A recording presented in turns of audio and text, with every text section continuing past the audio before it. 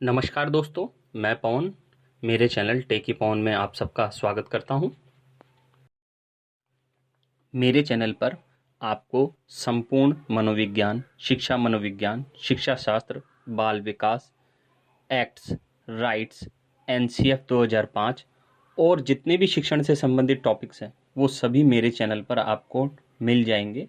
आप उन्हें प्लेलिस्ट में चेक कर सकते हैं।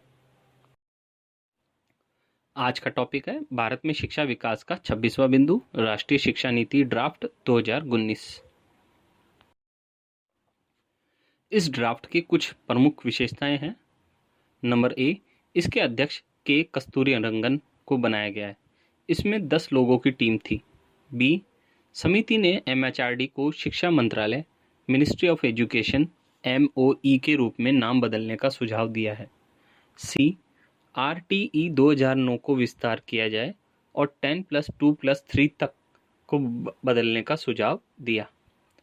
डी बिंदु, 3 से 18 वर्ष की आयु के बच्चों को इसमें शामिल किया जाए। बच्चों के संज्ञानात्मक, सामाजिक और भावनात्मक विकास की अवस्था पर आधारित 5+3+3+4 पाठ्यचर्या व शैक्षणिक संरचना को अपनाया जाना चाहिए। 5, बुनियादी स्तर 3 से 8 वर्ष की आयु तक 3 वर्ष पूर्व प्राथमिक शिक्षा और ग्रेड 1 और ग्रेड 2 ऐसे मिलाकर ये 5 तक को माना गया। 3 वर्ष पूर्व कौन सी होगी प्राथमिक शिक्षा? पहली और दूसरी, फर्स्ट एंड सेकंड। और ग्रेड 1 और ग्रेड 2 को एलकेजी और यूकेजी मान लीजिए आप। तो ऐसे 5 होगा।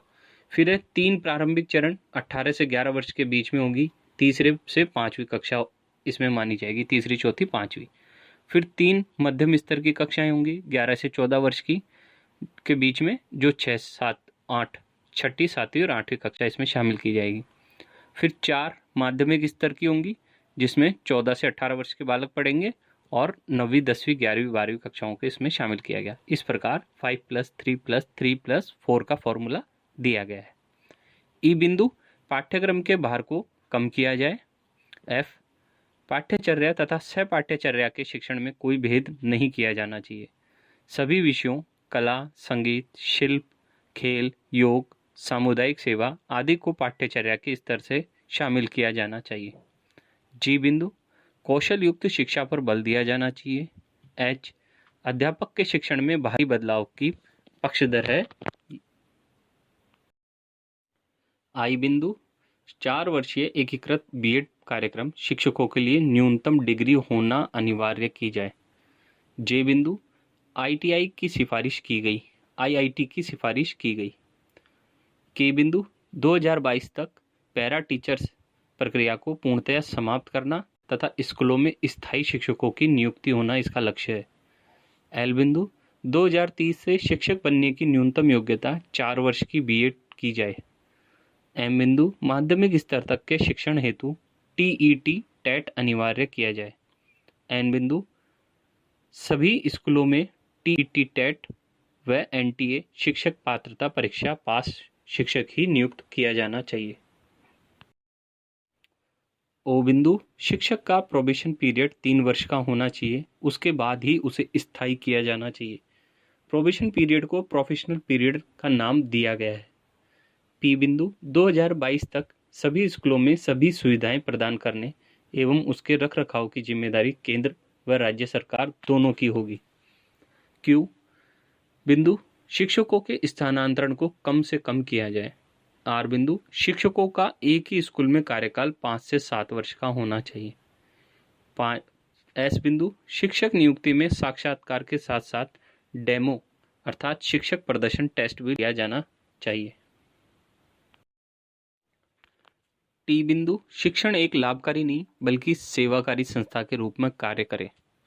यू बिंदु, भारतीय व शास्त्रीय भाषाओं को प्रोत्साहन देना तथा पाली, फारसी व प्राकृत में 3 नए राष्ट्रीय संस्थान स्थापित किए जाए, ऐसा इसने सिफारिश की। फिर वी बिंदु, प्री स्कूल से 12वीं कक्षा तक मुफ्त एवं अनिवार्य शिक्षा दी जानी चाहिए। यह आरटीई 2009 की व्यापकता को बढ़ावा देता है। डब्लू, प्री स्कूल और पहली क्लास में 3 भारतीय भाषाओं को पढ़ाया जाना चाहिए। फिर है एक्स बिंदु, कक्षा 8वीं तक मातृभाषा में ही पढ़ाई होनी चाहिए। वाई बिंदु, सक्रिय शिक्षा शास्त्र को बढ़ावा दिया जाना चाहिए जो मूल क्षमताओं एवं जीवन कौशल के विकास पर केंद्रित हो। इसमें 21वीं सदी का कौशल विकास भी शामिल किया गया है। जेड बिंदु, स्तरहीन शिक्षक शिक्षण संस्थानों को बंद करने तथा स्तरहीन शिक्षा कार्यक्रमों को बड़े विश्वविद्यालय और कॉलेजों को स्थानांतरित कर देना चाहिए। A1 बिंदु, राष्ट्रीय शिक्षा आयोग का गठन किया जाना चाहिए जिसके अध्यक्ष स्वयं प्रधानमंत्री हों।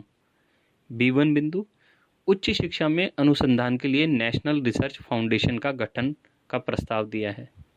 C1 बिंदु, निजी व सार्वजनिक क्षेत्र के संस्थानों को समानता के आधार पर मूल्यांकन करना चाहिए। D1 बिंदु, शिक्षा के क्षेत्र में सभी प्रकार की विसंगतियों को समाप्त किया जाए। E1 बिंदु, भारतीय एवं शास्त्रीय भाषाओं को बढ़ावा दिया जाए। F1, भारतीय अनुवाद एवं व्याख्या संस्थान की स्थापना की जाए। G1, NCERT प्रारंभिक शिक्षा के लिए उत्कृष्ट पाठ्यक्रम एवं शैक्षिक ढांचा तैयार करे, ये उसकी जिम्मेदारी है NCERT की। H1, ECCE पाठ्यक्रम एवं शिक्षा शास्त्र में प्रशिक्षित शिक्षकों पर जोर दिया जाना चाहिए। ECCE की फुल फॉर्म है early childhood care and education.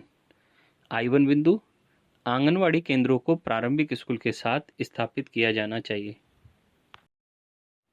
J1 बिंदु, पूर्व प्राथमिक कक्षाओं को प्राथमिक स्कूलों के साथ जोड़ा जाना चाहिए। K1 बिंदु, 0 से 6 साल के बच्चों के पास ECCE निःशुल्क व सरलता से पहुंचे।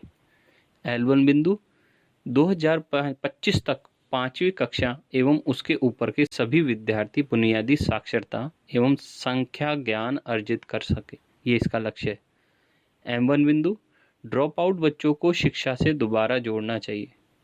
N1 UDISE unified district information on school education के अनुसार ग्रोस एनरोलमेंट रेशो 95% था। बढ़ती कक्षाओं के साथ ड्रॉप आउट भी बढ़ता जाता है, इसको रोका जाना चाहिए। O1 बिंदु, व्यावसायिक शिक्षा व कौशल शिक्षा निम्न कक्षाओं से ही प्रारंभ कर देनी चाहिए। P1 बिंदु, 2035 तक GER ग्रोस एनरोलमेंट रेशो को कम से कम 50% बढ़ाना चाहिए, खास तौर से उच्च शिक्षा में। Q1 बिंदु, वर्तमान में भारत में 45 केंद्रीय विश्वविद्यालय हैं, 16 IIT हैं और 30 NIT भी हैं। R1 बिंदु, वर्तमान में GER ग्रोस एनरोलमेंट रेशो 25% है उच्च शिक्षा में।